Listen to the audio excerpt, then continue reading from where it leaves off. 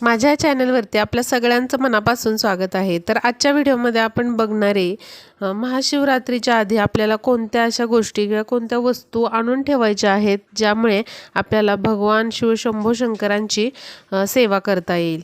तर याच्यातल्या ज्या गोष्टी तुम्हाला जमत आहेत त्या तुम्ही आणू शकता, पण ट्राय करा, प्रयत्न करा की या वस्तू आणण्याचा। तर पहिली गोष्ट आहे ती म्हणजे शिवलिंग।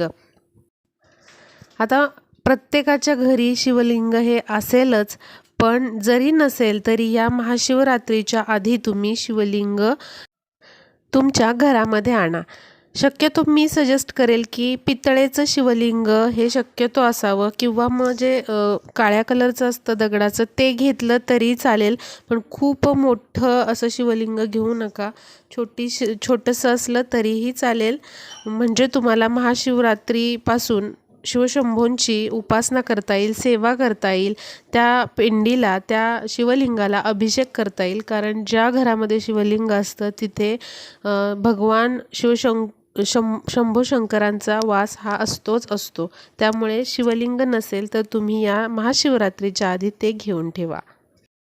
आता पुढची सगळ्यात महत्त्वाची गोष्ट म्हणजे चंदन। महादेवांच्या पूजेमध्ये चंदनाचा वापर नक्की करा। आता बघा, जे पिवळं चंदन मिळतं ते म्हणत नाहीये, तर ओरिजिनल असं चंदनाचं लाकूड मिळतं, जे तुम्हाला धार्मिक जे वस्तू मिळतात त्या दुकानामध्ये हे चंदन तुम्हाला मिळून जाईल।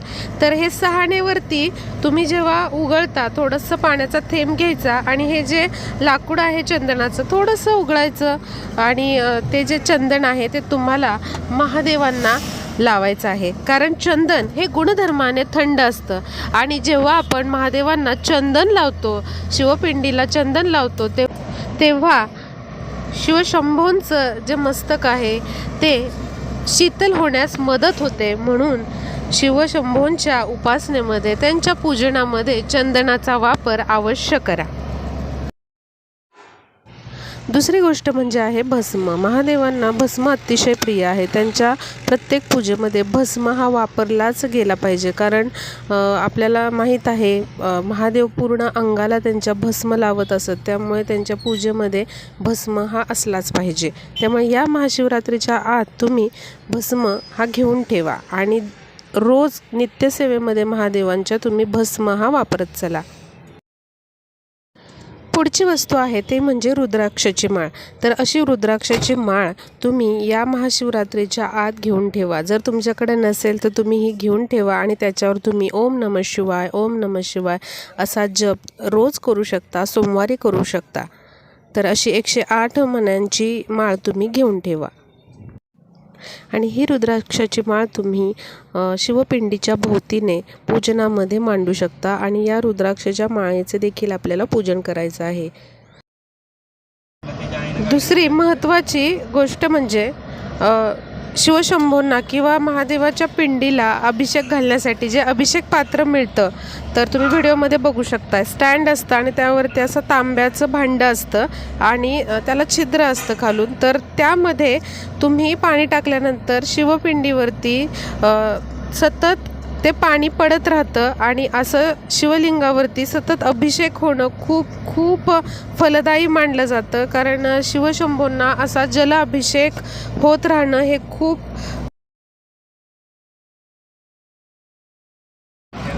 पवित्र मानलं जातं। त्यामुळे ज्या घरामध्ये असा शिवपिंडीवरती जलाभिषेक केला जातो किंवा होत असतो, त्या घरामध्ये सुख, शांती, वैभव, ऐश्वर्य सदैव टिकते। कारण शिवशंभोंना जर असा जलाभिषेक केला तर महादेव आपल्यावरती खूप खूप प्रसन्न होतात। त्यामुळे असं अभिषेक पात्र, किंवा याला गळतीही म्हणतात, तर ते तुम्ही नक्कीच महाशिवरात्रीच्या आधी घ्या, आणि महाशिवरात्री दिवशी तर नक्कीच न विसरता असा अभिषेक तुम्ही।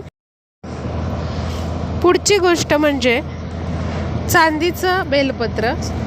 असं मानलं जातं की चांदीचं बेलपत्र ज्या घरामध्ये शिवलिंगावरती वाहिलं जातं त्या घरामध्ये ऐश्वर्य, भरभराटीला कशालाच कमी राहत नाही। त्यामुळे या महाशिवरात्रीच्या आत तुम्ही असं चांदीचं 3 पानांचं बेलपत्र नक्कीच घ्या, आणि महाशिवरात्री दिवशी शिवपिंडीवरती असं चांदीचं बेलपत्र पालथं व्हायचं आहे. म्हणजे जो गुळगुळीत भाग आहे तो शिवलिंगाला स्पर्श झाला पाहिजे आणि त्याचा शिरांचा जो भाग आहे, खडबडीत भाग, तो आपल्याकडे आला पाहिजे. तर असं चांदीचं बेलपत्र नक्कीच तुम्ही या महाशिवरात्रीच्या आत घ्या आणि त्याचं पूजन महाशिवरात्री दिवशी करा, किंवा दर सोमवारी हे बेलपत्र तुम्ही शिवलिंगावरती वाहत चला. आणि हे बेलपत्र जेव्हा तुम्ही घरी आणाल आणि त्याचं पूजन कराल, महादेवाच्या पिंडीवरती ते वाहाल, तेव्हा तुम्हाला आपोआप फरक जाणवेल. जे काही पैशाचे प्रॉब्लेम्स आहेत, आर्थिक प्रॉब्लेम्स आहेत, ते सुटलेले नक्कीच तुम्हाला जाणवेल. आणि हे जे बेलपत्र आहे ते फार महाग नसतं. 200 रुपये 300 रुपयेपर्यंत ते तुम्हाला भेटून जाईल. तर या काही गोष्टी होत्या ज्या मला तुम्हाला सांगायच्या होत्या, की ज्या तुम्ही महाशिवरात्रीच्या आधी ज्या तुम्हाला जमत आहेत तेवढ्या तरी तुम्ही घेण्याचा प्रयत्न करा. अगदी सगळ्याच वस्तू घ्या असं म्हणणार नाही, पण जेवढ्या शक्य होईल तेवढ्या तरी घ्या आणि जेवढी होईल तेवढी तुम्ही शिवशंभूंची सेवा करा. बघा, तुमचे जे प्रॉब्लेम्स आहेत ते सगळे तुम्हाला सुटताना दिसतील. कारण हे जे उपाय आहेत त्याने वाईट तर काही होणार नाही, चांगलंच होणार आहे. त्यामुळे नक्कीच तुम्ही हे करून बघा. तर हा व्हिडिओ होता तो जास्तीत जास्त तुमच्या मैत्रिणींपर्यंत शेअर करा. म्हणजे ज्या कोणत्या मैत्रिणींना ही माहिती माहीत नसेल त्यांनाही माहिती कळेल आणि त्यांचे काही प्रॉब्लेम्स असतील, काही समस्या असतील तर त्यांनाही त्यातून मार्ग सापडेल आणि हा व्हिडिओ जो आहे तो यूजफुल ठरेल. भेटूया पुढच्या व्हिडिओमध्ये.